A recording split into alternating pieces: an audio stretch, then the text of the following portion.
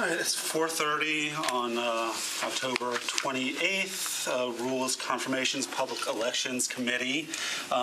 This is our first of whatever number of meetings we need to discuss rules changes for the upcoming term.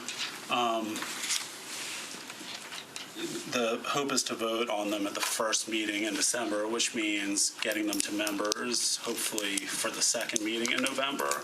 So we'll do this and then have one or more meetings, probably the first half of November, whatever we need to nail down changes. In front of you are copies of the rules that are marked up. If anybody wants to grab a copy, there are some extra ones right there. These are the temporary rules that we're using right now, and it includes a bunch of markups from council office and from me for us to discuss. We can just go through sequentially. Anybody who has something or anything to say, let's do it. We can go through. And we can get into a bigger discussion about committees after we go through these changes, most of which are just stylistic more than substantive. Shocking. I know. There may have been a stray list or two without an Oxford comma. Yeah. Okay. All right. So, anybody have any questions before I start? Okay. So there's nothing in Rule 1 of any substance. The change in Rule 2. I'm sorry. So maybe for our new members, we might want to go a little slower through as we get into the deeper ones. Okay. Rule 2. The talk about the pro tem moving up to vice mayor talked about resignation or death and didn't contemplate what we had happen last term. So now it includes the ascension of the vice mayor to the mayor's office, and the pro tem sliding in there. And it clarifies that the pro tem will have all the rights and responsibilities of the vice mayor, as opposed to saying throughout the entire rules the vice mayor or the pro tem. The only other change in here, the talk about pro tem said that the terms of pro tem and deputy pro tem shall expire on August 31st of the year following their election. The problem was that if somebody was elected on January 1st of 2019, that language means that their term would go through August of 2020 instead of August of 2019. So it instead suggests until the next August 31st, and also says until a successor is elected, in case we don't have a vote until after August 31st or this year when we're starting a new term and didn't have a pro tem for the first few weeks, and you never know when somebody's going to get hit by a bus. Yeah. Exactly. So following their election, following their election or until a successor has been elected, does that need to be more clear that it's their election to pro tem? Because I think that could be read as their election to office. Their election to office. Yeah.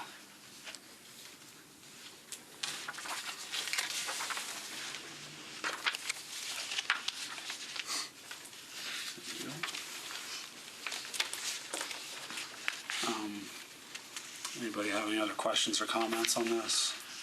1, 2, okay. Rule 3, you can get into. Yes, excuse me. Yeah. The deputy pro tem, we don't have one. We only do deputy pro tem if the pro tem takes over as vice mayor. Mm-hmm. So And that will be elected on a as-need basis. Exactly. When something like that happens. Rule 3, I know there are going to be some proposals about shaking up the committees a little bit more, but there seems to be widespread agreement that we've had an ad hoc affordable housing committee for 5 years, and it's not very hoc anymore. And that it would be appropriate to make that a standing committee and move housing in general from under personnel, public information, and human relations to affordable housing. Does anybody have any, there's an extra rule, copy right there, Tom, if you want.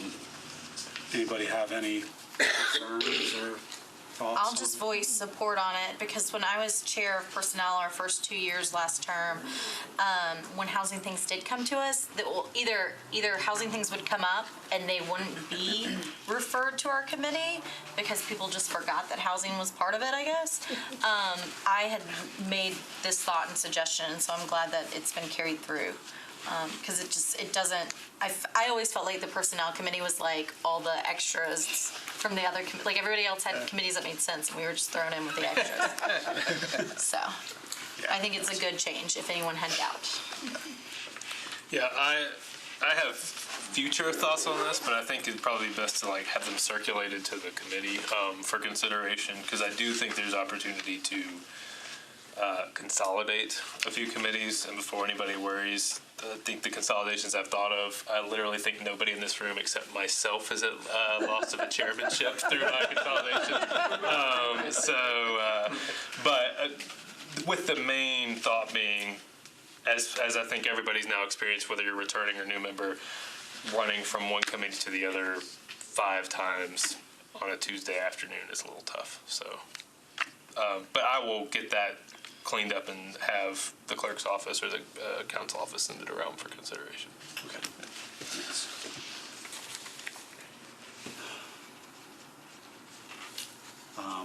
Okay, if there's nothing else on 3, Rule 4, committee terms, chairs and vice chairs, it does the same thing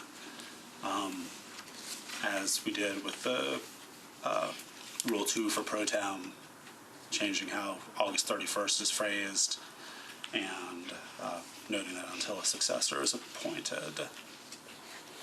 So if it's that you shall remain chair until August 31st or until a successor is appointed, then why list one or the other?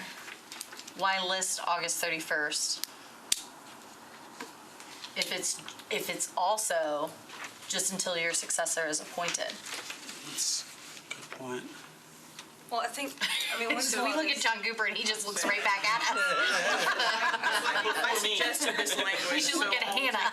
For this.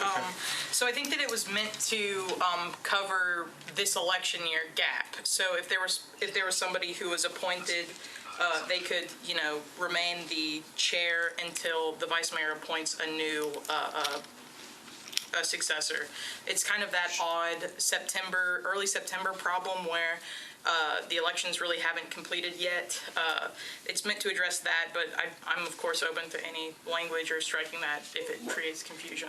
I think that language is good. I just don't know if it's necessary to say anything around August 31st, and sometimes the vice mayors keep a committee or a chair there for Yeah, I think it gives a years. little flexibility. I think we should, this makes it a little inflexible while creating gray area. So maybe if we could just massage that some more. Because I guess if you go back to pro tem, shall expire on the next August 31st or until a successor has been elected, that could be a little gray area too. Because it would mean that next August 31st, we shall trigger an election before next August 31st or not. I think it's got to be an either or an or. Or that pro tem rule just needs to clarify that there has to be an election Yeah. near. Right, because if the election takes place, then it'll be the same thing. Right. Because if there's a runoff before you're able to, you're going to be in the same situation. Yeah. Because I think this is being an either and an or. I think just it's say doing the until opposite of what you want to do. Yeah, so Rule 2, I think the language in Rule 2 is good, but we need to add that it's not, the vice mayor can't just decide not to have an election for pro tem that year because there already is one, that we have to have one every year. So Hannah, I feel confident you can come up with some language that basically addresses, like, in the first year of the term, trigger X, and then after that, I'm fine with August 31st. I just think if you're trying to cover that gap, then we've got to do it a different way than this way. But I like where you're going with it. Because we do need to have a mandated expiration of the term. Right. And then, and I guess we haven't been following Rule 4 because I don't know that the vice mayor has always reappointed explicitly chairs, vice chairs, and committee members every year. Things were just kind of left. I remember They Briley do it sent a every letter They do? saying, Okay. Yep. yeah. Okay. Shall be appointed by the vice mayor to serve until Now, August. Diane Neighbors left, and Howard Gentry before her would leave committees pretty much fixed for 4 years and change the chairs among those on the committee. And then it got to some point where they were changing up the membership of the committees each year. And I can't remember if last term if they moved it back a little bit to where the committee stayed the same or not. We had kind of a Mostly mixture of those. yeah, first half, second half. But so, has the vice mayor always explicitly reappointed people every year if there were no changes? Okay. Okay. Let's figure out how to handle that. It's a minor thing. Anybody have anything else on 4? Anybody? Sorry, Council Lady? May I be recognized? Thank you. Do you all want to explicitly state that if someone chairs one committee that they cannot vice chair another committee? I'm not sure if the last sentence, if that language is lending itself towards that. But I've been told that if you chair one, you can't vice chair another. So if that's something that we abide by, I think it should explicitly state that. Okay. Yeah, see, the language is a little bit ambiguous. Thank you. Okay, anything else on 4? What about the ad hoc committees? Because I've had questions about that as I'm We picking should my. say plan standing change. committee. Yeah.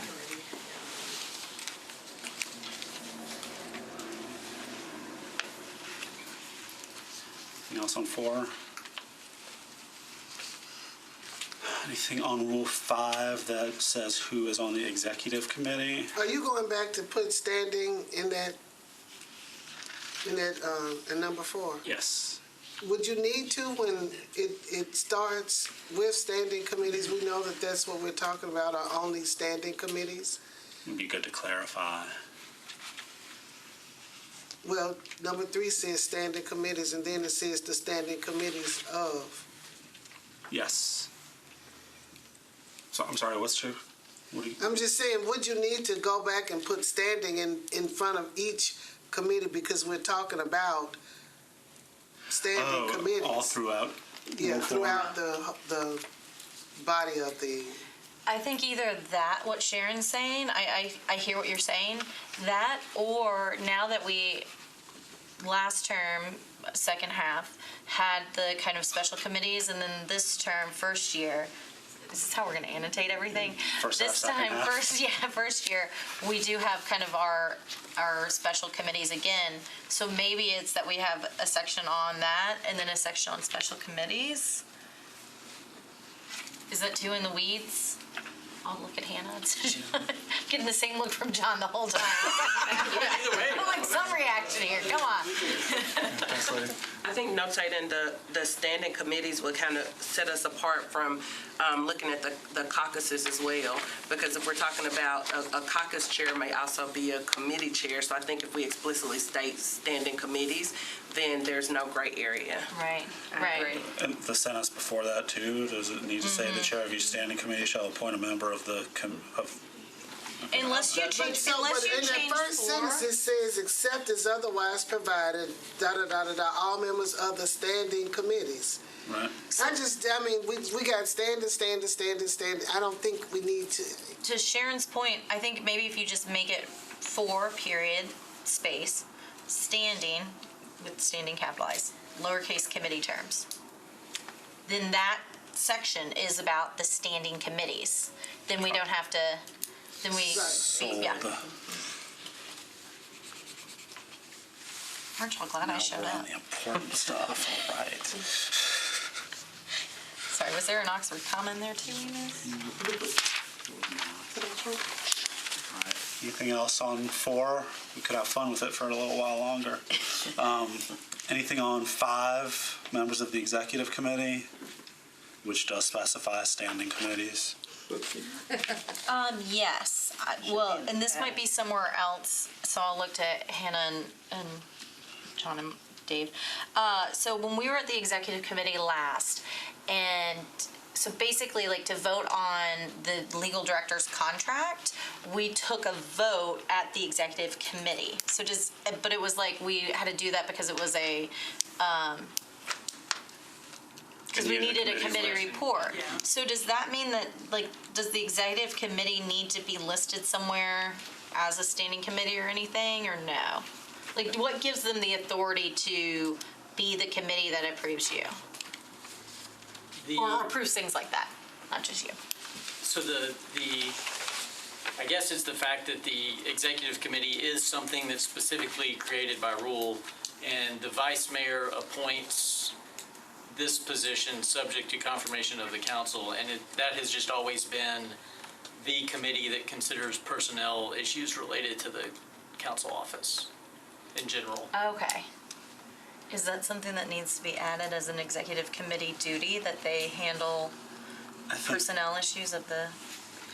when we get to the part that the rule that says that legislation has to have a committee recommendation, we can see what language and make sure it doesn't say standing committee. Okay. And the chair of all standing committees of the council, or should it be chairs? Because it's Yeah, it should be chair for each chairs. Yeah. Thank you. Anything else on 5? Okay. 6, special committees. This just gives the vice mayor the authority to create committees and the council the authority to create committees by resolution if so desired. Does anybody have any comments or changes? Okay. 7, committee meetings and rules. The only change that has come up is that the intent was to say that committees can meet all they want, they just can't do anything without having a quorum there, and that this makes that explicit. You're welcome to sit and talk about legislation all day, but you need to have a quorum to actually take action. Yeah, I thought we did that last time, but this clarifies it. Yeah. Okay. Point of clarification for Rule 5 on the executive committee, should it also state that there needs to be a quorum before action can be taken? Or is that just to be expected? Since we're explicitly saying. Well, this is for all committees, so it doesn't say whether it's standing or special or executive. So 7 probably should cover that, or if 7 covers that. Anything else on 7? I had a quick thing on 5, because that made me think of it. Is, can a vice chair stand in for a chair on the executive committee? Not by rule, no. No, not. Okay.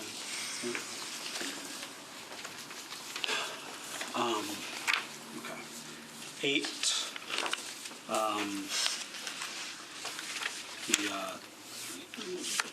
It's just a little reorganization going on.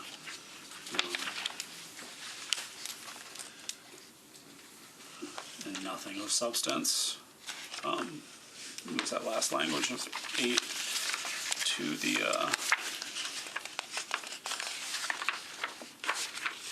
To the part about resolutions. part about resolutions? Thank you. Anybody have anything on 8? On 9, which talks about at-large council members introducing zoning legislation. It basically gives the district council member the opportunity to be a co-sponsor. Yes. I want some clarity, I guess, around this one, because I guess the way I'm interpreting it, so somebody will have to educate me, is it looks like that, like in my case, I think 12 and 18 were the only ones where we have district reps who went on to be at large, so that they could essentially continue to do a district rep's job and just notify us that, hey, here's your zoning, if you want to be part of the zoning legislation, you can, without us really ever being involved on the front end. Is that true? Well, that would be in any district, right? Yeah, to your point, yeah. Currently in any district. To your point, yeah. But I guess in 12 and 18, like I went back and looked, and I think it seems like it's a really unique position that we're in, because I couldn't find record of any other district representatives going on to be at-large council members. Yeah, Charlie Tiger was. Okay, so Charlie, Bellevue. And District 35 Okay. had that same experience Yeah. that you're talking about. Erica Gilmore. But, yeah. Okay, yeah, good point. I forgot about Erica Gilmore, too. Yeah, I mean, they don't, So- I mean, an at-large member is an at-large member, and all five have equal rights and responsibilities and don't retain any district Right. thing. So, I mean, I think that this, Because Berkeley and I were talking about it at orientation, and so we both discussed that it could be sticky. It could be. So, there's some history of that happening once or twice, right, Council Lady Hurt? so is there opportunity to provide more clarity other than just, hey, you're getting notified that I'm carrying this forward, and you can either be on board or not on board. There's some other stuff. Councilman Sledge might have some experience with this particular. So I will tell you, in practice, we are not doing this. It typically has occurred that if a member has offered, I will say, typically what will occur is it actually goes the flip side, that people come to a district council member first. If a district council member does not desire or refuses, Right, and shuts it then down. they get the chance. Okay, good. Yeah. I don't think we had a lot of instances, I'm going to look at Councilmember Hurt, of an at-large member carrying a zoning legislation. Right. Not with, We did not for- unless a council member had a conflict of interest or When they were, refused to carry it. yes. I remember When there we was a had, conflict of interest. yeah, Right. All right, cool. Yeah, and Mary Carolyn has too. we had District 13, I think we But had you can- a member ask. Weighing in Right. as an at-large member. Sure. And even have opposing views, because there was a situation with a district council person, and the community was not in favor of the zoning legislation. And I spoke up on behalf of the community. Although the legislation still passed.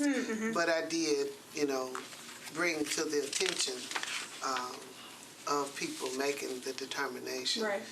I would say rules, and this gets to what the chair was talking about a little bit, rules 9 and 10, or 9 and 8, excuse me, sort of. And when Work we in were in tandem. orientation, they talked about councilmatic courtesy. Yeah.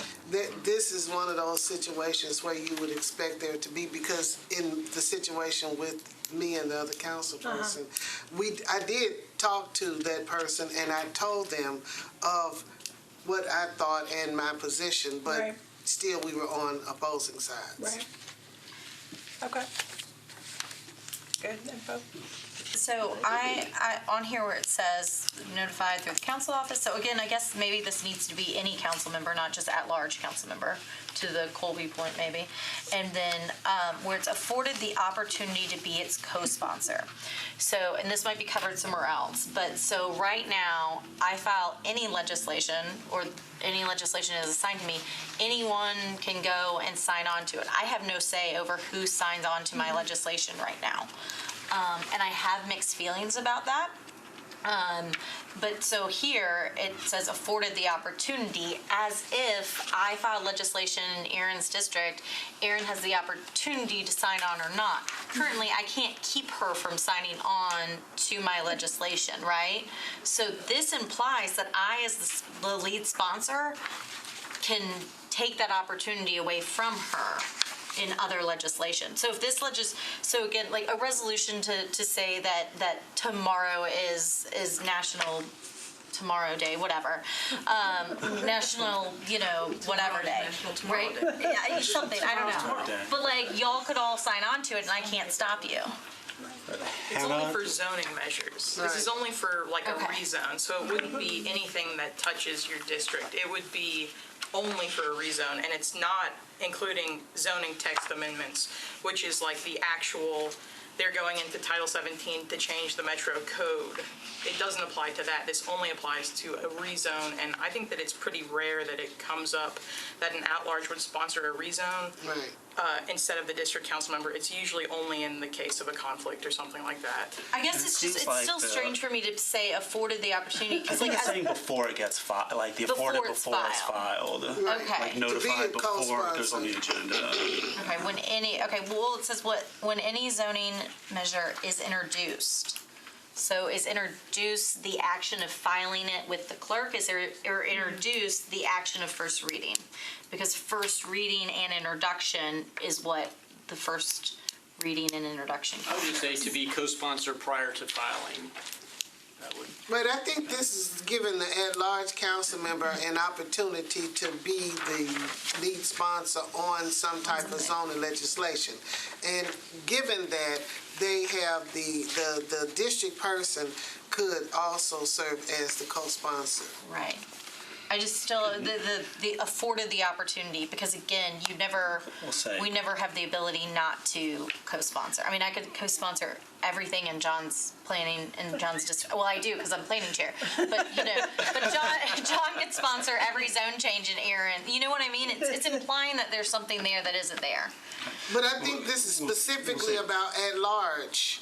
And we'll say prior to council filing. and not. Okay. So I'll think through it some more and And then try to there's also clarify the my concern. Colby rule And I later think on. that's also trying to make sure that the district council member, Is the notified. respect, right, Yeah. is there. Right. The built-in respect for the district council member. Something clerical on number 8. I apologize for hopping back. Yeah. For the first sentence, since you're saying one or more council members, should we take out only?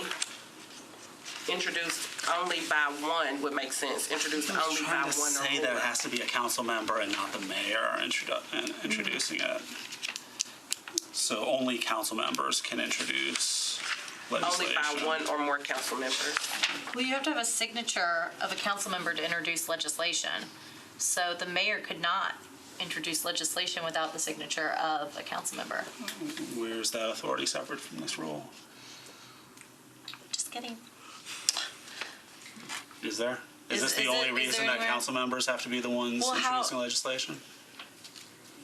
I mean, that's the legislative body. I mean, they're the only ones that have the authority to do anything legislatively. Okay, so we don't need to So, say no, only. I don't, Okay. the mayor could, there are a few things where legislation can't be filed without the mayor's consent. Like if you're wanting to amend the capital improvements budget mid-year, that requires consent of the mayor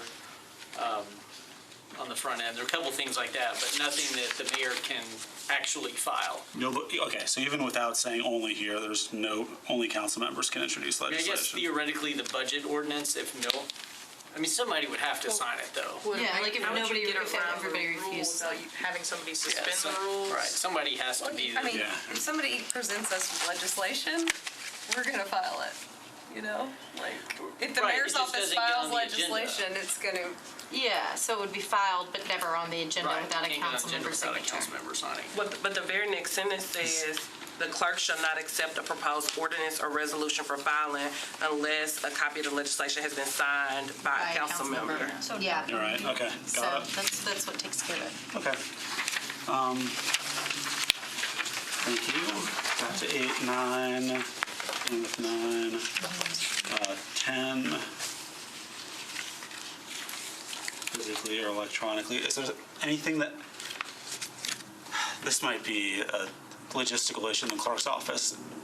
Is there anything we can do to eliminate physical signing of legislation or enhance the ability of council members to sign on without coming, after filing, without coming to the window? let me try to catch up, because this is the first time that I'm looking at this draft. So, okay, filing requirements. So, well, one thing that I know, which is, I'm sorry, this is a side topic, but it has the issue about the clerk shall maintain a process for e-filing on a different rule, and I know we're trying to consolidate rules to where all the stuff is under one rule. Right. But we looked at that. Okay, so the last sentence on the first paragraph on Rule 8, I would suggest if Rule 10 is going to get into that, then those should be consolidated under Rule 10. But Okay. to your question, when we get the Granicus rollout, we'll have actual e-signatures. Y'all are going to have the ability to get an email and sign it with your phone. Okay. We don't have that now. We've got this antiquated thing Okay, that so we should just wait for- that we are deciding to interpret as e-signatures Okay. based on emails. So are we leaving that last sentence in 8? Let's look at moving 8 to 10. Yeah, move it over to 10. Yeah. So, Elizabeth, you might not know enough about the new system yet, but so my concern is that we get the new system, we have the ability to do these co-sponsor e-signature things, but our rules are still based now. So I know that we're not gonna get the new system until, we're talking like February-ish or whatever, but we're gonna hopefully get these done by December. Should we put a provision in here about forward thinking about with the new system, should we put a provision in here about co-signing and things like that? So we don't have to re-amend the rules because when we amend the rules again, we have to do it by 2/3, right? We'll get into that, but I don't know that there's a rule that says that I don't think that there's a rule that speaks to that. one way or Okay, the so it's just other. practice now. Yeah. Okay, good. So I don't Okay. think we have to do anything. Okay. Rule 11, first thing, to just put these in bullet points to make it more readable, because there was concern from the council office that some members were getting lost last term and having trouble understanding. I should have said that nicer.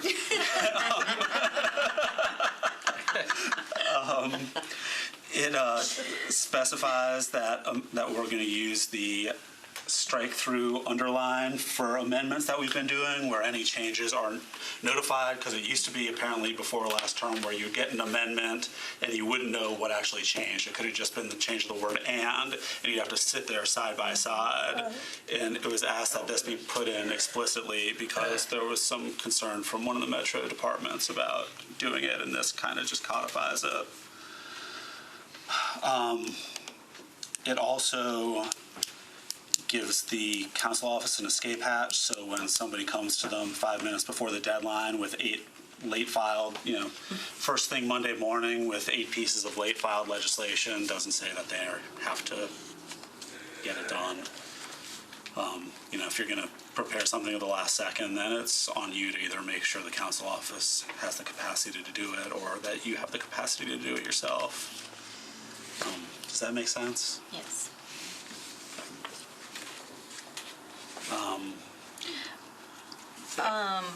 Just thinking, okay, so it's not the responsibility of the council office to prepare late file. Do we have anything in here that it's not the responsibility of the council office to, file with the clerk, the late file legislation? Late file legislation it doesn't really get filed with us unless the council adopts it. So late filed is more of a colloquial term. It's not filed at all unless it's adopted by the council.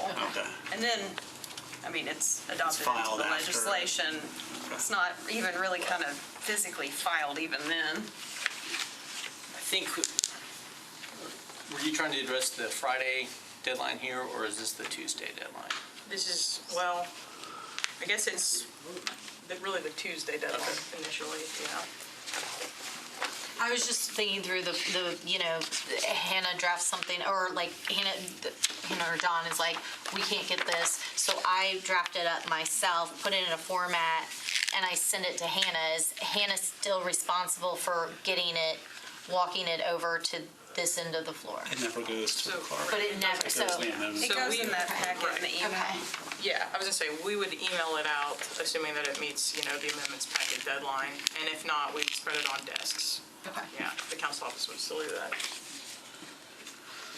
The change here in the last paragraph was suggested by the council office, that instead of saying that sponsor of late legislation needs to come before rules and disclose the nature of the emergency, specify kind of some parameters to help make it a little less haphazard, whether and why there's an emergency, whether the legislation could have been timely filed, and whether the matter can wait until the council meeting. I guess it's a policy decision as to whether there should be explicit standards, and if so, whether those should be the standards. We have thoughts, please. I like that. I like standardizing the questions. And I think we did have some pushback from some second-term members last term who were upset that we were changing the system on them when we tried to institute this. So the part where it says the nature of the emergency for such late filed legislation or submit a letter, was that suggested by the council office and struck out, or what's that? If it's struck out, is what's in the language right now. Okay, yeah, because I think there is a big difference between sending this letter being like, so I think that's, But I think this standardizes it. if the matter could wait until the next council meeting, it's no longer It's not an considered an emergency. Yeah, it seems like 1 and 3 are redundant. So, right, I don't see why that would be necessary. Well, So we're you'd be ask- surprised what people come in here and say. Maybe if you just took out whether and at the beginning of one, it would be like, okay, here's what happened, why there's an emergency, and then separate factor of whether or not the matter can wait. I think Delicia had her hand up. So why? Say that again? I was just gonna say, I like the standardized questions because I do think that it keeps it fair that we ask the same thing to every council member every time. And I think those questions will allow the committee to determine if this is truly an emergency. To Councilwoman Hurt's point, if it could wait to the next meeting, then it's not truly an emergency, and you guys can then say, no, this needs to wait. So I think that this will provide more transparency when people are coming and asking for exceptions to the rules. Right. So we'll. I still don't understand. I mean, why would you, if We're going to change it. I'm sorry to interrupt. If we get rid of whether and at the beginning, and we're saying why is there an emergency? Could it have been timely filed, and can this wait until the next meeting so we don't have the weather question in 1 and 3? okay. Is that? I think it gets to what you want. Is that the same for 2, where it says whether the legislation, is it why? No, whether it could have been timely filed. And, yeah. Did you just space, or was there like a legitimate thing that it didn't come up until after? And I guess we should, I guess we can't note this, but the answers to these questions shouldn't change from this room to the floor. And that's something that I think the Rules Committee has to be in charge of. Yeah. I mean, I don't think we can put that in here, but it's happened, so. So why are we putting that in here? I mean, this seems to be, elementary or something that we're doing this. I mean, it's not like, people would bring it because it is. Well, it sounds like there's been a question as to whether people have been able to ascertain if it's actually an emergency by the time they bring it here. I mean, they're being But asked the to Rules come. Committee has the responsibility of accepting it or approving or not approving it. But I think going back to Delicia's point, that this makes it fair that whether it's Delicia or you that is coming in here, we're asking you the same standardized questions, because there were members last term who said that you're not applying it fairly. You're turning down one council member when you're not turning down another council member. But you still could, because it doesn't matter what their answers are. Because it's still subjective to say why it is, and you may still see it constitutes an emergency, and you may not. So to me, it's subjective altogether. I think the voting part's subjective, but the questions being objective.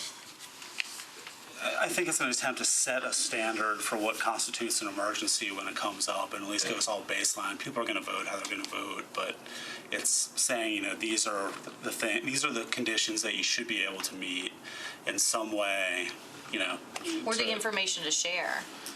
or at It's least not make this setting- information available to the council, so the rules chair can get up on the floor if they're so inclined and say, this person came before the rules committee, said that there is an emergency, this issue didn't come up until after the fact. But don't they We've do got a that deadline. anyway? Not with this exact amount of information. Right now, it's somebody getting up and saying, yeah, the rules committee didn't have a problem with it. And that doesn't tell the council members anything other than either it could be that the rules committee just likes that person, or that there hasn't been any kind of standardized value. We also had some council members who would just even though this was quasi in the rules, they would blow off the But committee. I don't think we need to, deal with individual council people. If the committee has been authorized to make the decisions, then we should accept the decision of the rules committee. And these are the and not create rules for the rules committee, but let them be authorized to make the decisions. I think the rules committee kind of is asking for this. I mean, I like this. I was on rules for 4 years, and I want this in here. So when Delicia comes in here, she can't tell me that I'm asking her questions that I didn't ask you. I mean, I might still come to whatever conclusion I want, but at least I asked you fairly. Does that make sense? No, you still don't look happy with it. Anybody else have anything to add on Rule 11? Okay. Rule 12. Currently in the rules, we have a rule called zoning public hearings, and then Rule 21 is called public hearings for zoning bills. So 12 gets dropped into 21, and we'll get there. Will every number be, do we need to mark up the? That's going to be a whole separate conversation. Rule 13, agenda preparation and mailing. Does anybody have anything on agenda preparation? Okay. 14, consent agenda resolutions, which basically just says what goes on the consent agenda and how to get it off. Okay. 15. Councilman Roosevelt. Yes. I'm just asking, I may have missed it, is there a reason why we're, removing metropolitan before clerk, council? Early on in the rules, we have one instance of metropolitan clerk, and we then put in parentheses clerk, so Okay. it'll just be for clarity. Same thing we did with rules committee and Planning commission. council and planning Okay. commission. Yeah. 15, committee referrals. We had committee referrals and kind of two separate topics in the same rule, and just it would be a good idea to split them off. Because substitute legislation was also part of 15, but wasn't mentioned in the title, while amendments was, and those two things kind of go hand in hand. So 15, the committee referrals part, no changes there. It just says where it's going to, that it gets referred and reported to the council. Does anybody have anything on that part? I do. So sometimes I would see something when I was chair personnel, there would be a housing bill that wasn't assigned to us. I'd usually try to catch it and email the clerk, and they would also assign it to us. But then there have been other situations where bills have come up and it's like second reading, and a chair of another committee has said this should have gone through my committee.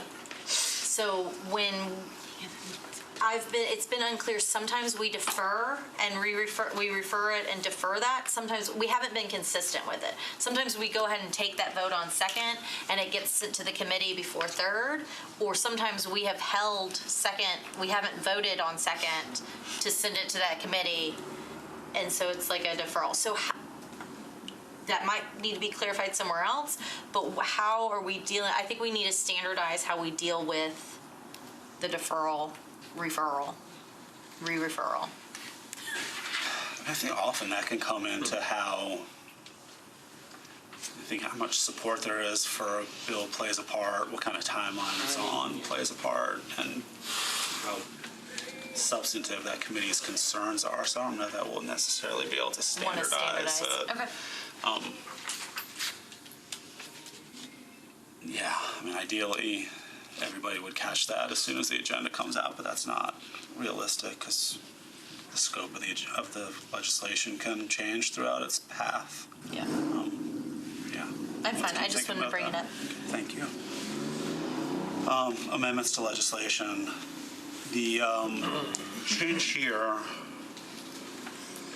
was, I think there was worry, and I don't know if this is even possible, but the concern was brought up that the example has to be the flood wall, something that can be built as soon as it's in the CIB versus most things that become eligible for funding in the CIB and then actually get funded through the capital spending plan. That's how everything works except for things like this, which are built that are done with water bonds. So if the flood wall is in the CIB, it's there. Floodgates are open. I couldn't resist. I'm sorry. Just call me out of order. I'm sorry. So this clarifies that if that were to pop up last second, I don't even know if something can pop up without it going through the planning and budget committees, but that you can delete it on the floor. You can delete an item on the floor, but not amend an item without it going through the process outlined in Rule 17. Which brings up the point that maybe this part should be in Rule 17. No, because it's about amendments to other things too, right? I wonder if this last Oh, that sentence last should be part, in yeah. Rule 17. Yes, I think it should. Okay, does that make sense?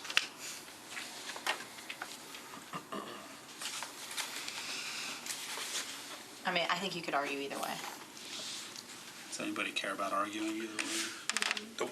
I just want Rule 17 to be cool either way. Rule 17 is not going to be. 16, certification by Director of Finance on funds availability, which I know that we tweaked quite a bit last term.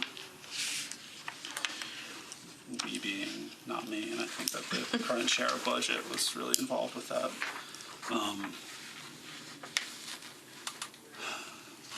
There's nothing on 16, 17. It leaves in place the dates that we just changed to under our temporary rules, pushing it back from October 15th to 31st and December 1st to 16th. I think the thought was to leave it that way. Otherwise, that rule would need to be suspended the first year of every term. I think that's wise. Anybody have anything on 17? 18.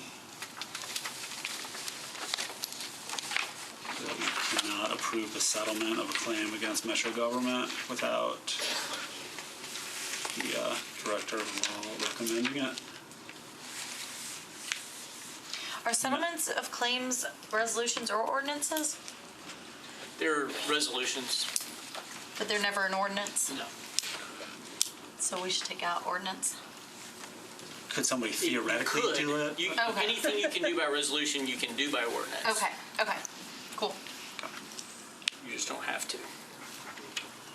19, street and alley closure requirements. A couple of orange cones. 20, planning commission recommendations on zoning bills. Anybody?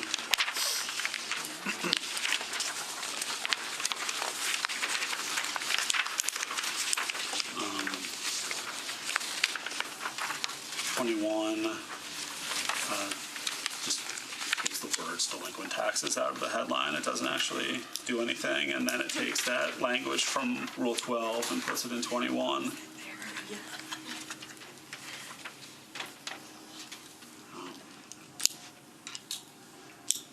Then this breaks out the now elongated 21 into separate rules about public hearing for zoning bills, and then the prerequisites, which includes the delinquent taxes. I'm not sure why this part isn't blue here at the bottom, because that's already part of the rule. Okay, question on the term, so the last sentence before the blue paragraph, substitutes introducing SP zoning upon second or third reading. Oh, yes. This was a request from the Planning Commission. Hannah, can you explain this a lot better than I would be able to, please? I can try. So this would basically just remove the requirement that it go back to the planning commission. If it's as equally as restrictive, then it probably is going to fall underneath the planning commission's recommendation anyway. So there's been a lot of times, I think we have functionally been within the council that we will introduce an amendment that actually makes the SP more restrictive than the original zoning request, and it does not go to the planning commission. Right. So this language says equally restrictive. Do we need to add equally or more? As equally restrictive. As Equally or more? Equally or more restrictive, yeah. As equally isn't even a phrase. It is right there. What is equally driven? There's another rule about the vote count, right? We haven't gotten to that, right? Yes. Equally or more restrictive, yeah. Okay.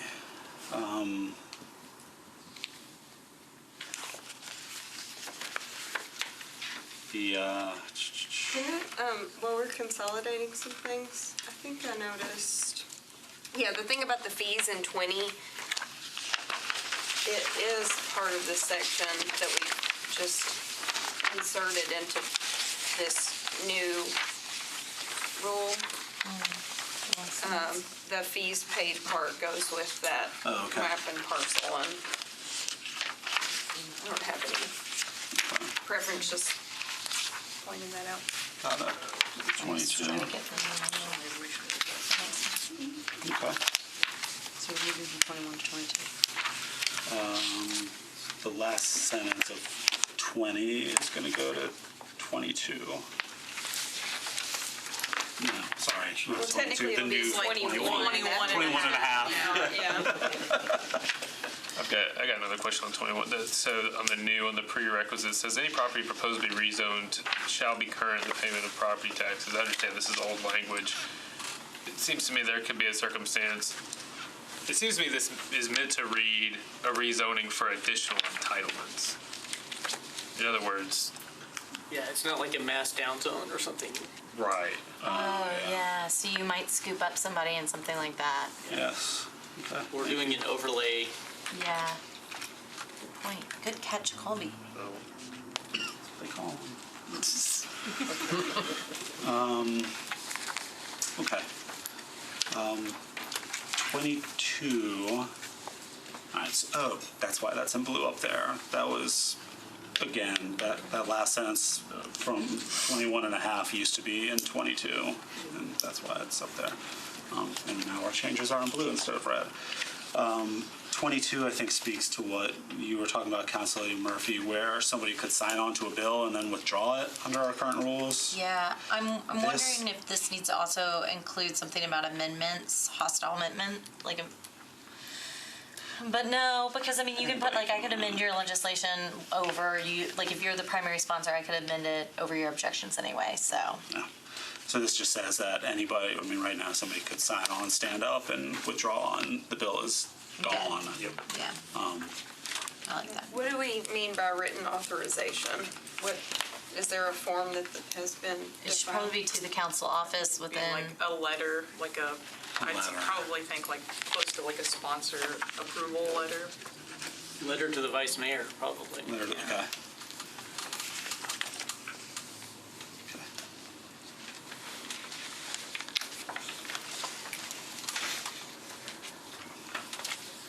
Anything else on 22?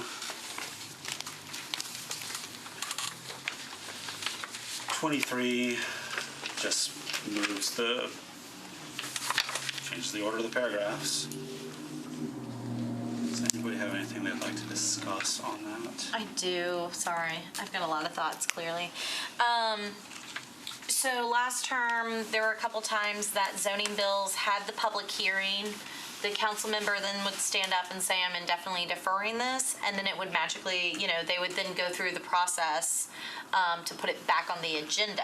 And my concern always is that if I was your average citizen coming to, or your average Nashvilleian coming to see a public hearing, I'm concerned about the zoning bill, the council member stands up and says, I hear the objections of my constituents, I indefinitely defer this, without being then an overzealous Nashvilleian, watching every agenda to see if it comes back up. How am I re-noticed as your average,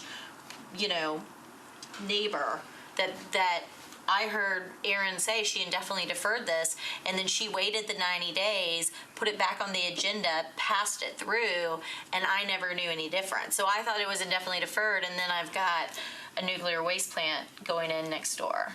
Well, if it's more than 90 days, it has to be deferred in one meeting.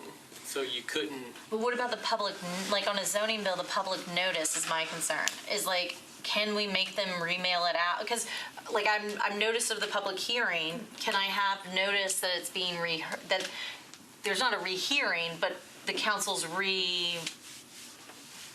I want to say what word? Just reconsider. Yes, That's yeah. a different, I guess, So it's the, term of art the, too. the public hearing notice is specified in state law. That's Yeah. when we do the written notice for those. So what would I need to change state law, or can I put it in the rules that there has to be a mail out again if it's being put back on the agenda for a zoning bill? That might actually have to be a text change to Title 17. Because planning is they're the ones that do the mailings, and we can't require planning to do something by rule. So Hannah, could you draft that for me? And then what about beer, but the same thing for a beer permit? Erin gets up and says, I'm not gonna let beer be sold next to the daycare, and then she waits 90 days and puts it back on. So it would be essentially anything that is deferred indefinitely for more than 90 days prior to, or anything deferred more than 90 days That for would which have had a public hearing was Yes. required Yeah. cannot be approved on final reading until additional written notice is given or something. Yeah. Does anybody have super objections to that? No, in fact, I would make it tighter. I would just say if you've made if a motion for a definite deferral is adopted, period, then it triggers a renoticing. Because to your point, I could get up and say I'm going to definitely defer under our rules. I can then go back tomorrow until the Yeah. council office put it on the next agenda. Yeah. So by action, I haven't definitely deferred. In reality, I've deferred one meeting. Yeah. But that kind of falls on ethics to me.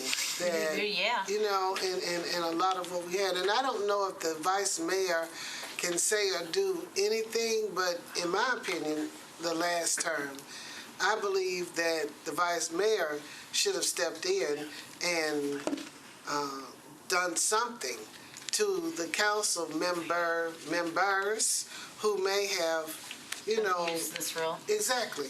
I just feel like it gives a little bit more, and I understand it's a price on the applicant, right? But just like with the beer permit, they've got to pay you again to renotice the beer permit.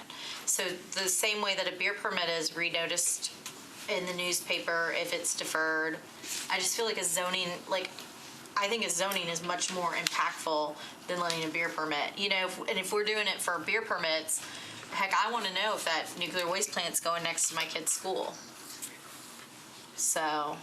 And is it any way to address when legislation is passed in previous terms or a couple of years, and then it's brought back up in order to pass things that people were not really aware of, which comes to that same point that you're saying, that it's being reintroduced to the community so they will have some understanding about what's actually going on. So I think the text change that I was just talking about would cover that Or if it's been a few years or it's been a different term and it's an issue that's come back, then it would go through the whole process again, right, John? I mean, the public. So how could they be notified? How could planning know that this, you know? A planning recommendation is only good for, what is it, 2 years? 2 years, yeah.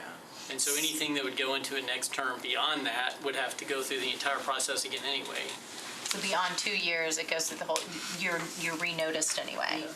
No, but I'm saying that a legislation passed with one intention, and as far as the public was concerned, but then 3 years later or 10 years later, it was brought back up. Like an amendment to it? No. Another legislation was brought up based on that legislation that had passed in previous years, that it was separated. Wanted to keep it away from it being transparent of what was happening, what was going on, but because it was part of the long-term plan.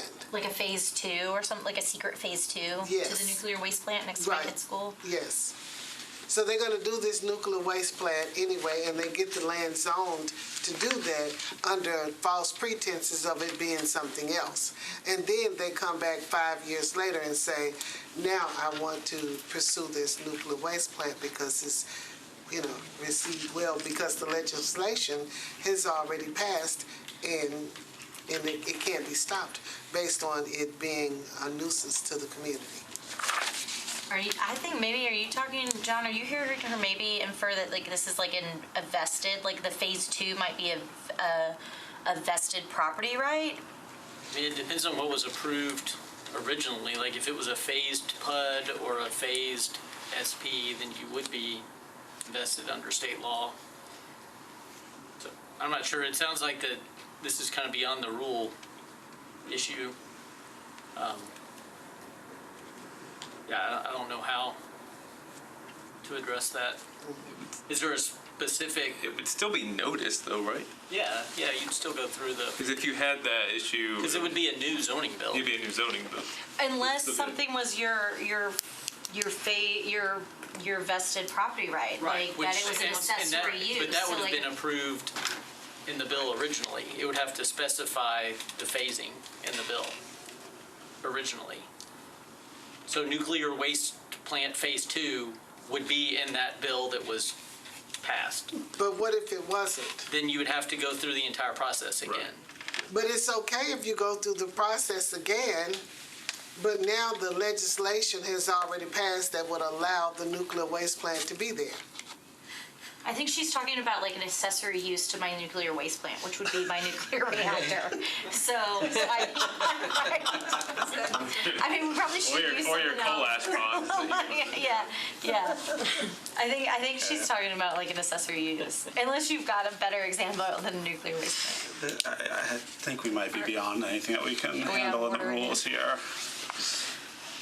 And it's getting very complex, and I'm scared that we're going to have a lot of nuclear reactors around Nashville. Appreciate it if somebody could help everybody understand this at some point. Okay. 24, automatic deferral by committee action. This,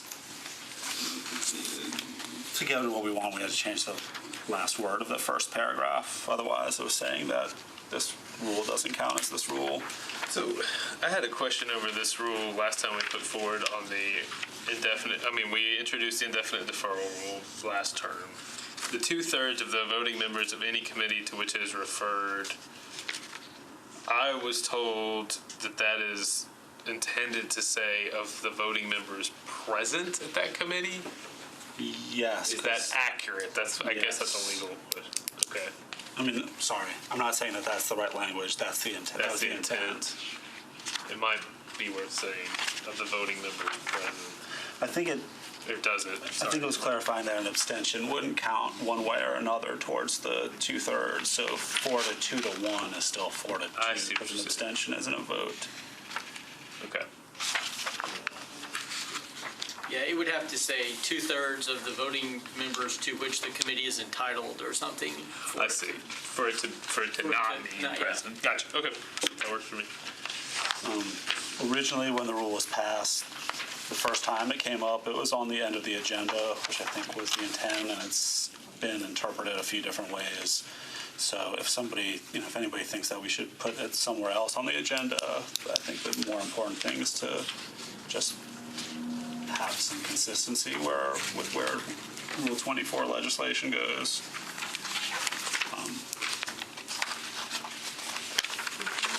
Right now, it's the last thing before we call it a day.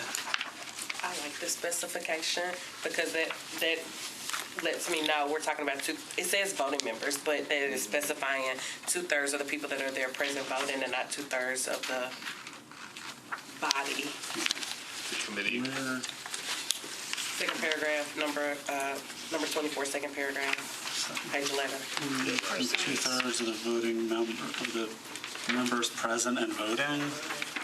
Yeah, that's.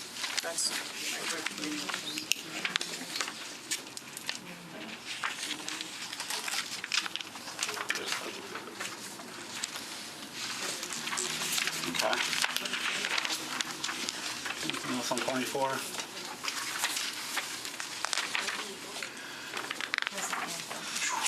Yes. 25.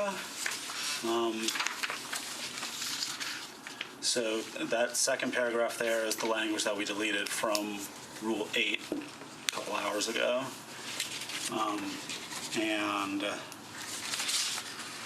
this most substantively moves presentations to the announcement period. Sorry, go back to the language that we moved. For each meeting of the council, so you're limited, so you cannot do a similar resolution. What if it's a similar resolution to what different council term has done? Does that matter? No? Sorry? So if last term we passed that, men's health is November, we can do it again this year? Yes. But not just this, but we can do it every year, right? It's saying something that's a memorializing resolution, a resolution requesting information, or something similar to those two things, those two But it's concepts. non-binding legislation. Yes. So, When this is meeting, it means each Per meeting. Yeah, Per each meeting, okay. meeting, yeah. okay.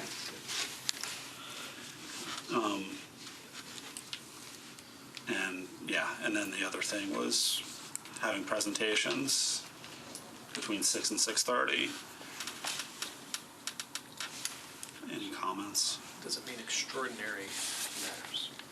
I think when we did the COB stuff, it was a 6 o'clock meeting, and maybe the capital, some of our special meetings, I think, have started at 6 instead of 6:30. But that's a term that was moved from from Rule 25 to 26, because we had a rule that talked about presentations and I'm supportive of moving presentations to this period.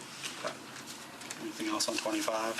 You may just need to clean up the language in that first sentence in the third paragraph, because it talks about, and no more than 2 such presentations shall be allowed at any meeting of the council. I don't know if you want to keep the limit if it's going to move to announcements, or if you want to keep it at 2 and then change it to something like shall be. You probably have to keep it if you've only got 30 minutes. Right, that's true. Okay. Period. Especially because some members will probably still want to make announcements during that period. Yeah. So what happens if we run out of, 5 minutes. if we, in the 30 minutes, does that mean the presentations start at 6? And if there's leftover time, you get to do your announcement of your community cleanup. What if we run out of time? Are people going to be called out of order if they want to announce their community cleanup as a point of personal privilege or whatever during the meeting?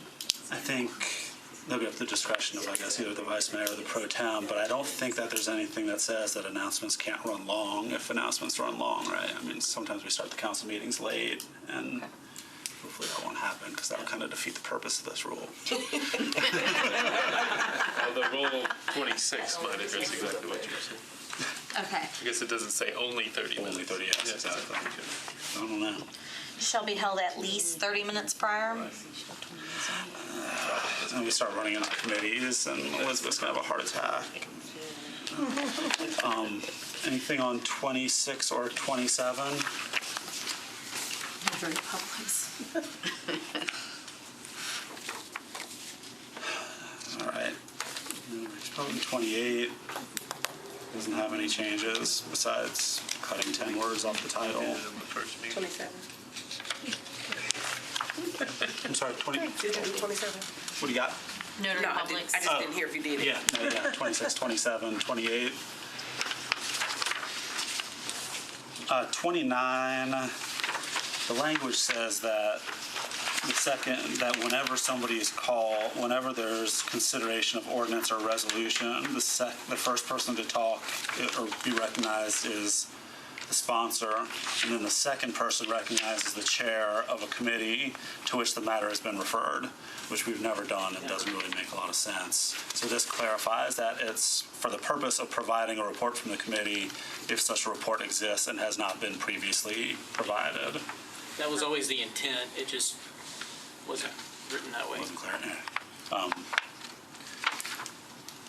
So that handles that. And also, the way the language was written now,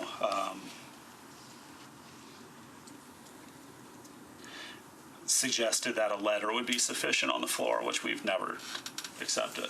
Yeah. So it breaks this into separate sentences and saying that on the floor, the sponsor needs to be there, or a sponsor needs to be there. And in a committee, either a letter to the committee or a sponsor being present is necessary to move it. Anybody have anything on 29?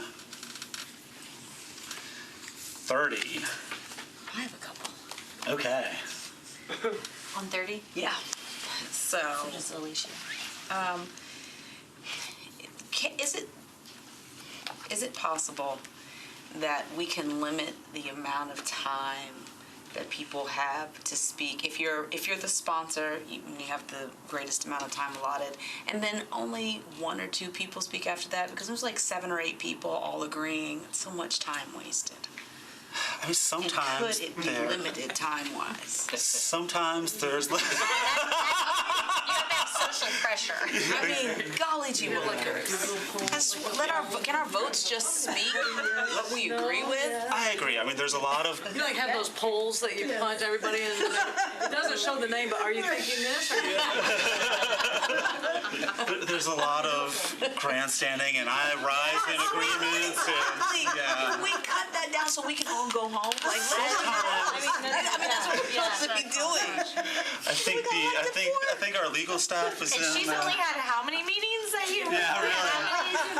Just you wait till election season. what happens when you need 27 and you've got 22 or 25 and you're trying, and everybody that's 22 or 25 is for it and wants to help whip those other couple of votes from the floor? I mean, I think that it's important You for can't, everybody we to be can't able to limit talk. people talking, no. Right. I mean, we can limit the time, but Joy, trust me, when you are that third person and we're cutting it off at 2, you're gonna be mad. There are times when I'm going to be hitting the button first before anybody else when it's time to go. Yeah, I mean, the hope is always that somebody will stand up and call the question when the debate goes in those orders. But Yeah. there are times There are when motions there's for like legitimate substantive debate for 30, 45 minutes. It's Which rare. I would agree with you on that. It just seems like those times are, like you Those are- said, so rare. Yeah. Somebody needs to call the question, and 2/3 of the people are up for Substantive it. is objective, right? No, ma'am. No, ma'am. I can't wait Joy, to maybe quote you need to this call the very thing on her. That's right. Fun to turn around and be like, the Joy rule. Lady Porterfield. For the first sentence, it says that each person can only speak once. You can't speak a second time. Other people have to have the opportunity to speak first before you can speak a second time, if I'm reading it correctly. Do we ever do that? It seems like people are called on before someone else gets called on for a second time before someone else gets the Yes. first opportunity to speak. So is this... So the way the machine works, it takes you in order from when you hit your button. So sometimes people will click in and then click out and click back in. again.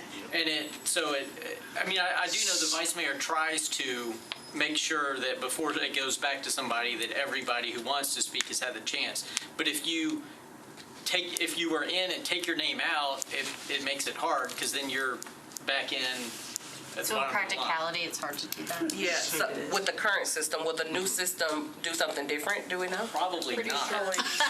I'm pretty sure and probably not, right? Okay, so we might want to have a way to actually implement that, because if I spoke on something and then other people are talking and now I want to speak again, I'm not keeping up with if Vice Mayor called me before he called you and you haven't spoken yet. And then if the call for question happens before you get to speak, that's not really fair to you. So I think it's hard to implement this, but maybe we should find a way to help Vice Mayor implement it. So Sometimes it goes back, it goes back to the sponsor a lot too, before. But that's And if all your it name is. gets called, you get it, like if I was like Delicia. That second paragraph. Only if, that's Only only if your if they- integrity is called Yeah. into question. Only if your integrity is called into question. But John, I I think, can is be going to say, subjective. Everything's subjective. Reality is subjective. the vice mayor has discretion on this Right, regardless. so before the old system, there was no order of speakers. And so the vice mayor could decide who he or she wanted to hear from. or You didn't still want to could by just hear. pushing the. Still could, but it makes it Remember when they harder started when. putting our names up there? I mean, That's the why our easiest names thing are is off to of just there. click next speaker. Well, they're on the screen. No, I'm serious. Yeah. So I don't know what the solution is to that. Let's Just a let Jim point of figure it out. clarification. Yeah, no, we don't have to do anything here. I just wanted to note that. But I did have one more question on the second sentence. The third sentence. A council member shall be entitled to yield their time to another member once. Does that mean that I can yield my time to you one time? Or does that mean that you can only have yielded time once? Like, could I yield time to you and then Joy yields time to you? All 39 could yield time if they wanted to. Okay, so me. it's per person.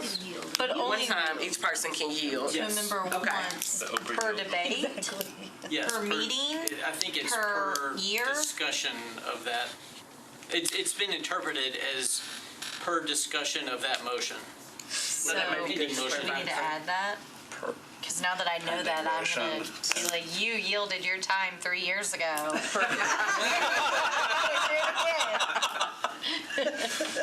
What did we just say that it's going to be? Once per discussion. I guess the last paragraph here is pretty key to everything we're talking about, that says these restrictions may be waived by the vice mayor or a majority of members present. So anything that this paragraph does to resemble rule is actually not a rule.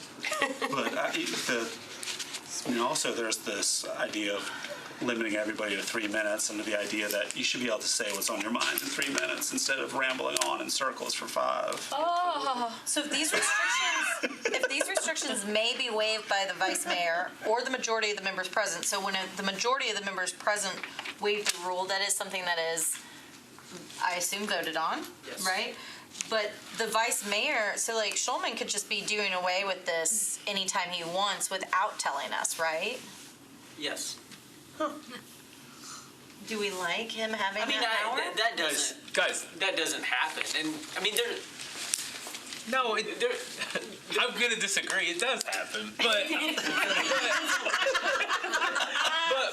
for example, I know for a fact that Diane Neighbors, who was like, I mean, she ran a meeting. I don't know if she got tired of hearing something, she called on Rip Ryman.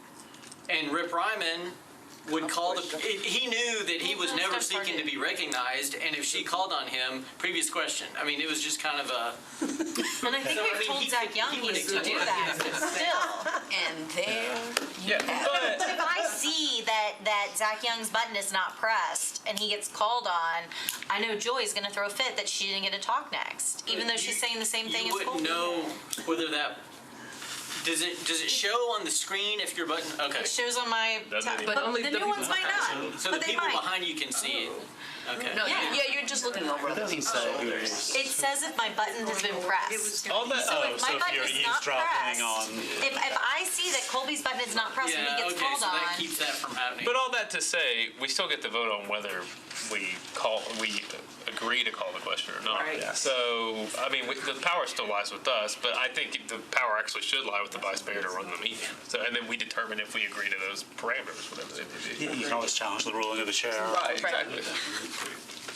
So basically, to my question was just suck it, and I'll just. You just wait till When you want to talk about when you feel like a debate's going to head in that direction, push your button so you can call the question. Yeah, just stay in the Solution. Stay in That's what I the thought I heard. We might fight you after. Bite me after. Because every After we council go home meeting, at there's 11 o'clock. one piece of legislation where the debate goes on an hour longer than it needs to. Yes. Seen that, stayed there.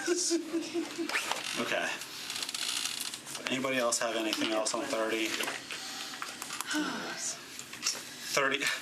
31, the mayor comes and can say what's on his mind or her mind, and we haven't really made sure that it was about a matter that was under consideration by the council, and this just reflects our current practice. So the privilege of the floor means the mayor can come on the floor and whip votes? Or does this mean that the mayor can come on the floor to speak during, are there any messages from the mayor? Or does this mean that the mayor can come and say, Kathleen, I need your vote on this, and I'm gonna give you a new dog park if you do it? You're still after that dog park. I think if you're going to make it to where it doesn't have to be for something that's under consideration of council, you may want to take out authorized representative, because technically, is Frida still in here? No. Frida would be the authorized representative, and then she could just filibuster and. Yeah. Yeah, Yeah. we need to take that out. Should it say that the mayor shall have privilege of the floor So, prior to didn't, us discussing legislation? Like, right now, he speaks at the beginning of the meeting before Yeah. we're talking about legislation. Should we specify, prior to us discussing legislation so that their representatives are Can't not add a coming time out? limit. we could do that, or, I think that Megan had Rich speak one time on either transit or the soccer stadium. It or was something. Should we say that the mayor and authorized representative shall have the privilege of the floor subject to the discretion of the vice mayor? Yeah, that's what we were just saying. Okay. He kind of likes it, it must be good. Okay. We'll let Jim tell the mayor's office they only have 3 minutes to speak on the entire budget. Subject to the. Subject to. The discretion. Should it specify that it's only during the time that says communications from the mayor on number 1? On Rule 1, it has communications from the mayor as number 5. So should we specify that this time of the mayor having the privilege of the floor is only during that time? Would that require a rule suspension for them to Otherwise, speak otherwise? yeah, otherwise it would be a rule, like if something bad happened in the middle of the meeting and the mayor needed to speak to us, we would suspend the rules for him. Or her. Yeah, I don't recall the mayor ever speaking other than during the. Well, we like to think of every possible situation. Things in Nashville have been a little I remember a lot from the past 4 years that I didn't recall.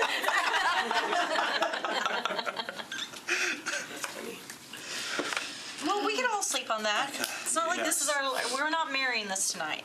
No, we're just dating it, I like it. Trying it on. 32, public addressing the council. This takes our public comment period and puts it in here into the rules. And can I add? Go. So, You want to cut them off too? no. So I'm going to leave that to Colby. Was this the rule that came up in our last meeting in regards to the De Silva Yes. family? Okay. Just wanted for my clarification, because when I was listening, I was like, okay, I need to find this It's not clear. usually. So, yeah, this thing's gone through various iterations, and it all goes back to the fairgrounds. Well, that was before last meeting. That was the last time it was used. If I'm wrong. Is that right? So the impromptu fairgrounds hearing in 2010, that was, impromptu is not the right word, because there was a concerted, organized effort to get 500 people wearing red shirts here. And the other side didn't know about it. And so the council voted to hold the public hearing because all those people were there. They spoke. the council came back like 2 meetings after that and changed the rule to where if the public's going to speak, it has to be at a subsequent meeting so that there's notice of that public hearing. It got changed back last term to where it could be at that meeting. But does it, so I will be using this at our next meeting. So when I do that, I can say, I have a motion, I would like to have a public, I haven't had time to talk to y'all about this. I'll be able to say, I would like that public hearing to be held on the first meeting in December, under our current rules. Yes, the current rule doesn't specify that it has to be at a subsequent meeting, but it doesn't say it can't be. I think our rules, to John's point, and being one of those people who was there in 2010, should say subsequent hearing. Because my argument is a poorly noticed public hearing is worse than no public hearing at all. Second. Councilman, I don't remember your red shirt. Which, yeah. 'Cause I had a yellow one on. So, and yeah, you're right, we did change this last term, and truthfully, I talked to some members of the rules committee then, and I was a big fan, but I didn't say anything. So this is saying that the motion shall specify when the public hearing will take place. That implies that I could say, and the public hearing shall take place now.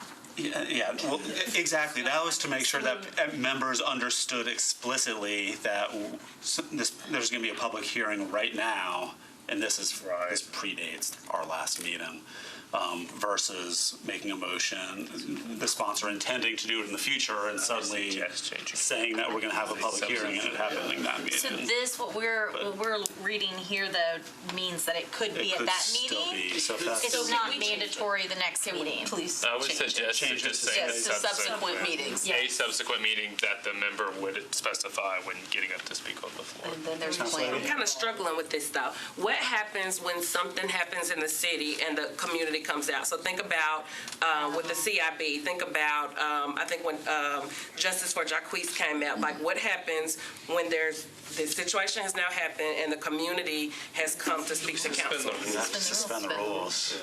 And then it's at the discretion of our council members who don't like to stay for meetings because Joy wants to cut us off after 2 people, right? Still get them to go to the kitchen. I mean, Yeah. No, I think there's a question Because maybe later. there's another side, like Colby said, Yeah. that wants to speak. Well, I think that's where we have to be suspend the rules, fair. though. Yeah. Yeah, I think that's where you suspend the rule. I mean, with the COB,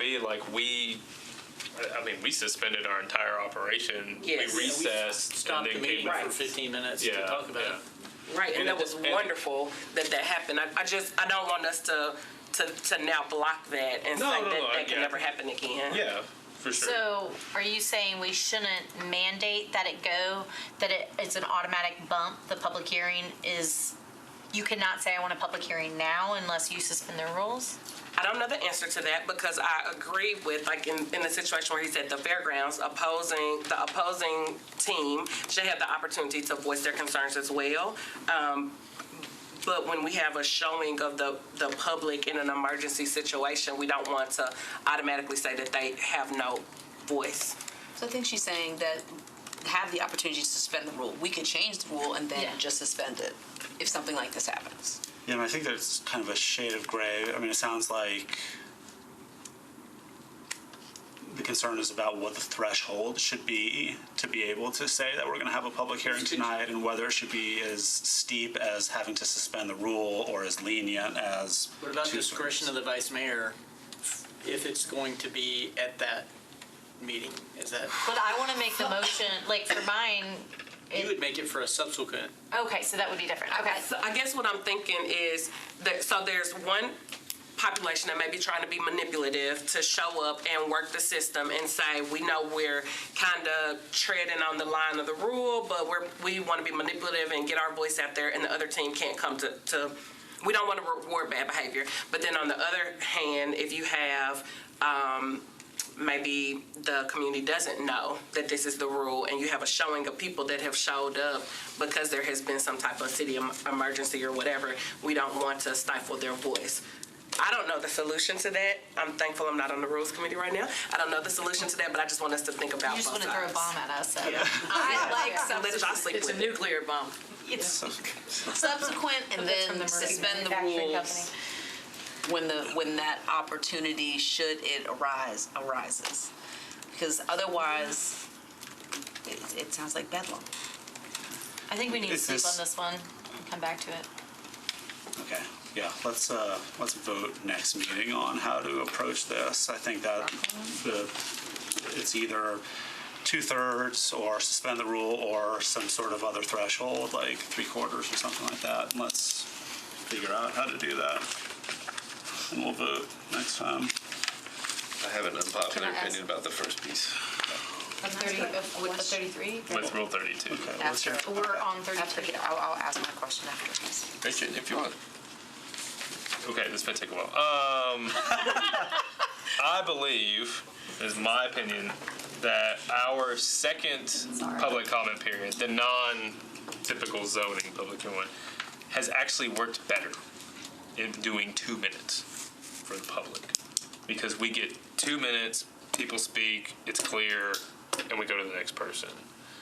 I have found that when we do zoning public hearings and we have 3 minutes each, you see people looking up at the screen a lot, believing they have to fill 3 minutes. Or wanting to just use their whole time. And I would just ask the body to consider we standardize 2 minutes across the board. And it may be that we ask the council office to say, what do other municipalities do around us as far as public Planning hearings? Commission does 2 minutes, right? Oh, I shook my head because you said it. I think they do. I think planning is 2 I minutes. think it is. Or maybe we look at what other boards do. I'm just saying, we all, like, we should just face facts. There are 2 things that extend our meetings to midnight. It is us, Grandstanding. and it is very long public hearings in which we get 50 people who are all going to say relatively the same thing, and they should all have their ability to say it. I know that some municipalities have limits on per side, like each side gets The 15 BZA minutes. does. The BZA does that. I don't think that's possible here. I don't want to limit. I don't think I want to limit. I don't think I'm asking the body to consider limiting the number of people, but I do think we should make consideration, especially because I'll go back to like just within our rules, as it says 3 minutes for rezoning, right, or and 2 minutes for something else. We could be talking about things that are just as important on the second meeting, right? And they're at 2 minutes. And again, this is a personal opinion, not speaking for anybody else. I feel like those 2 minutes have been really good for the most part that people have said. yeah. And I mean, I think it's important for folks to acknowledge that meetings regularly going to midnight is not just about people wanting to get home. People are not going to do their best work after midnight. Yep. And by the end of the meeting, you end up rushing, or there's a, Everything through.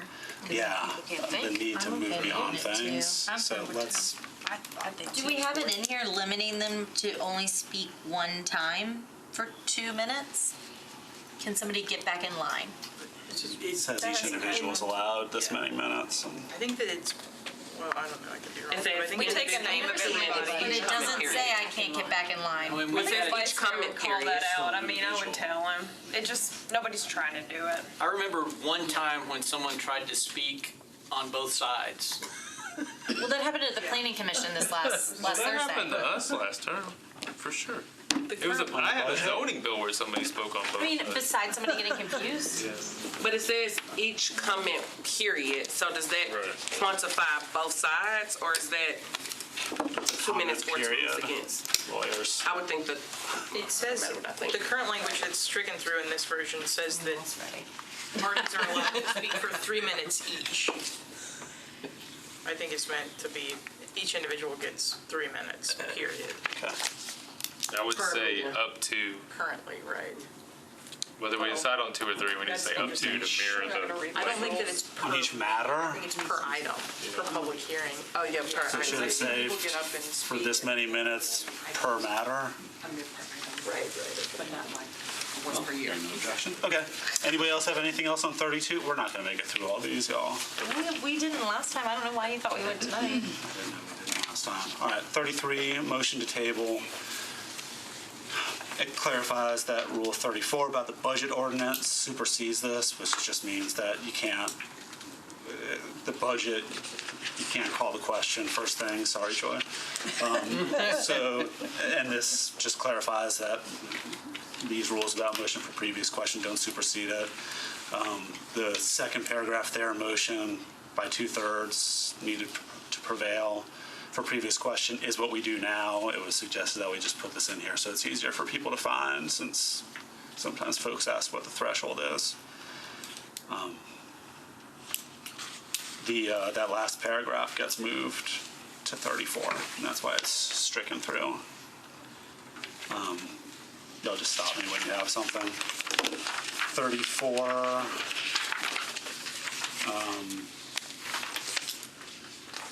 Takes that paragraph that's stricken through is a little bit of a mess.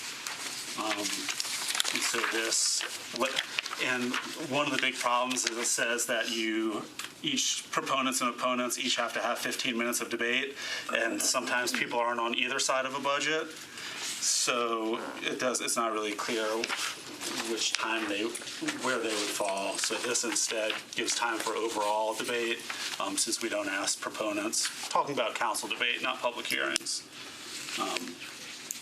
It sets 30 minutes at least on the budget, 15 minutes at least on a substitute, and a motion to table one of those, you have to have at least 5 minutes. Joy, are you okay with those minimal times of, so maximum? I shall agree. Motion to reconsider, no change, 35. Somebody makes the motion immediately. Somebody who was on the prevailing side, 4 other people, whoever they are, raise their hands, and it gets moved to the next meeting. The mandatory next meeting, that always, I think when it can be used as a stalling tactic or a leave the room I'm gonna think more on that and come back to y'all. What's up? This is just a fun fact. So when Mike Jamison was a council member, he used this rule on the convention center, Music City Center financing. And Diane Neighbors immediately called a special meeting for 2 days later. So we had a special meeting to determine whether to reconsider. Oh, wow. It was it was 2 minutes because there's no discussion of that motion. Yeah. Oh, man. Can you explain what the motion to reconsider means? I'm sorry. So if we had a resolution last term that got approved to enter into a contract, and there were several members uncomfortable with it, and so somebody voted yes on the contract, immediately made a motion to reconsider, enough people raised their hands, and then that meant that next meeting, that passage, basically, we would reconsider whether we want to take that vote over again. So the motion to reconsider comes up. It's a non-debatable motion on whether you want to reconsider the vote. If that passes, then you go through the debate again. Okay. It's in Roberts. It's a Roberts rule. This just modifies it to where you have to have, the 4 people, 4 seconds or whatever. And moves it to the next meeting. Instead of being able to do it immediately or later on that night, which is the way it would often be handled without our rules. So the person who brings it up had to be on the side that passed it, and then the other 4 people can be on either side? Yes. Motion to rescind does not have to happen immediately. That's to fix a mistake in passage, and can happen any time until something's been done to make that impossible. 36, 37, 38 is another opportunity to shorten our meetings without any damaging effects. Right now, any abstention or negative vote on an ordinance on second or third reading means a machine vote, which every short-term bill, there's going to be short-term rental bill, there's an abstention. Everything on an electric board, there's an abstention. Oftentimes, there's a conflict. So what this says is that there's a roll call vote if you can't tell the results with a voice vote on anything. If there's an abstention or a negative vote on an ordinance on third reading, then you have it, so we've got a record of the vote. If there's a negative vote on a resolution, you have so any final vote on a piece of legislation, if there's a negative vote, you have a machine vote, and if there's an abstention on third reading, you have a machine vote because we're changing the law, and there should be a record of who went which way, and not any question about whether the vice mayor is absolutely deaf and thought that he heard one person when he actually heard 22. This says that when there's an abstention and no negative votes on a resolution, so somebody just throws their hand up and says, I want to abstain after everybody votes yes, the chair can either call for a roll call vote or direct the clerk to record the name of the member who's abstained. And when there's an abstention or a negative vote on an ordinance on second reading, and the chair is able to determine the outcome of the voice vote, the chair may either call for a roll call vote or direct the clerk to record the names of the members who have abstained or voted in the negative. So the chair is able or the chair is unable to determine? Able. Because the number one up the top already says. Sorry, gotcha. Yeah, already says they have to. So this, instead of open the machines, Madam Clerk, please, everybody vote. No, you forgot to vote. Please take the vote. So, Madam Clerk, can you please record that Council Lady Murphy is abstaining on this? I will point out, I think this negative vote or abstention on second to trigger a roll call is fairly recent. So before last term, for 50 years, what you're describing is how it operated, and then last term they went to the second reading roll calls. Yeah, I wholeheartedly support this. Can you explain number 4?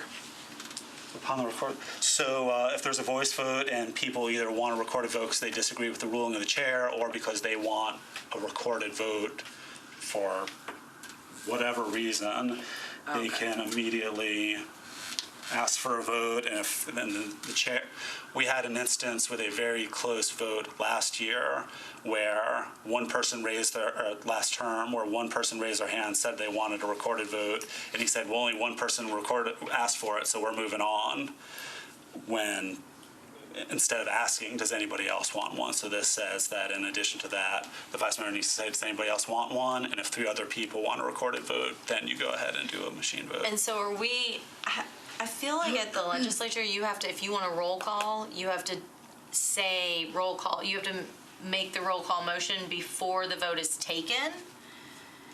Are we gonna, because are we, is that too in the weeds that you have to ask for the roll call ahead of time? Well, that's just in committee at the legislature, because everything is a recorded vote when it comes to legislation on the floor. I think that this is all, largely about disagreeing with the ruling of the chair. Yeah. Okay, so you would ask, but you could ask before or after? Correct. So we're not gonna limit it to that you've gotta notify ahead of time? Right. Okay. Prior to a vote or immediately following a voice vote. I do have a comment on this one. So, Okay. this is all good. There's just one little thing that's different than what we actually do, which is in the new section about when there is an abstention or negative vote on second reading. If there's no votes, because second reading is a voice vote, he can still rule that the ayes have it and it's approved over voice votes. If I'm supposed to be asked to record no votes, that by definition is now a roll call vote. So I do completely agree that it's totally fine to just mark names of people who abstain, but Is that what you do if now? we're not recording yes votes, Okay, so to yeah, I see what record you're saying. At no the votes legislature, is not a they voice say vote. you have notify the clerk if you want to be recorded as voting against this. So Jim would say the ayes have it. Notify the clerk if you want to be recorded as voting no. It's just in the committee. But I don't know how they do that, but second reading is a voice vote. Okay, so So right now whereas you don't they're record. adopting legislation, right, when they vote down there, I don't I'm not You're talking about in certain their committee. procedures. So So right if we're now, adopting, we're having a roll call. This is just a second reading thing. if somebody abstains on second reading, do you record that right Yeah, now? we totally can. I know the rule I mean, do you has now? prohibited it. It's been prohibited by the rule, but we definitely can and have no problem with it. It's the no votes that turn it from a voice vote into a roll call vote. Okay. And I would prefer that we don't have to record only no votes because we haven't Yeah. recorded the yes Yeah, votes. so what if that just applies to abstentions, and then if 4 people want a roll call anyway, you're gonna, So Yeah.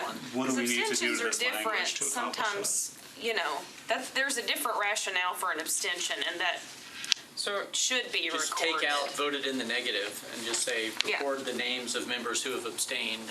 Period. Are people presumed to have voted in the affirmative on everything on second reading? It's just a voice vote, so it's only presumed that more people voted yes than no. Okay. Okay, so so what should we do to this paragraph to accomplish? Take a line. Period after abstained. Yeah, just ends at abstained. Okay, got it. Okay, anything else on 38? 39, use the machines unless they're freaking out that day. You can combine this with 38. Because it's You're right. only about roll call votes. Okay. True. Thank Good you. catch, Hannah. Yeah. All right, this is just cleaning up some language that's not completely clear. You guess the intent that either the director of law or a designee and the director of the council office or designee shall attend the meetings. So shouldn't the title be different if it's not just the attendance of the director of law? Yes. Thank you. 41, split the charter amendments into a different rule. This is a different topic and has nothing to do with that. It sets a 4 p.m. deadline for questionnaires, which is what we have in other rules related to questionnaires needing to come in. Right now, there's no time dictated. Charter amendments get moved into, this is a good example of how things roll on at midnight at council meeting, by the way. And charter amendments, no change there. Election of members of council to commission. Quick question for you. I wanted to ask regarding the questionnaires. We've got a change that the clerk's office is requesting on the questionnaire itself, and I wanted your feedback on when and how you would want the Rules Committee to consider that request. Is that the questionnaire we use for election of members of council for elections, or is it the one that has to do with electing public officials? The public officials one, typically you all will adopt this is at least what my experience in the last 2 years, so John, correct me if this is not what y'all want to do now, but typically that's been, we didn't do this with the school board because we haven't had time. But sometimes, if it was like a general sessions vacancy, you would adopt a particular questionnaire for that elected official, but I'm not talking about those more specific ones, just the general questionnaire. Okay. We would be asking to add gender and ethnicity as questions on the regular questionnaire. Right. That's not a rule, so let's talk about that at next rules meeting, maybe, if that's cool. Okay. And the next not this rules, No, the one after. but this meeting for these rules, right? The next one of these meetings? Sure, yeah. Thanks. In fact, this might be a good time we're about to get into a bunch of elections, so this might be time to call it a day. Second. Does anybody have anything that they would like to add or subtract before we Move to call it a adjourn. day? Move to adjourn? Second. All right. Thanks, y'all. This was great. Thank you. It'll be a We're test. adjourned.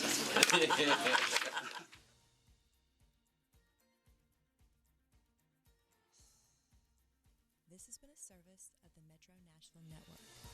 If you would like to see this presentation again, or for more information about this and other programs, visit nashville.org.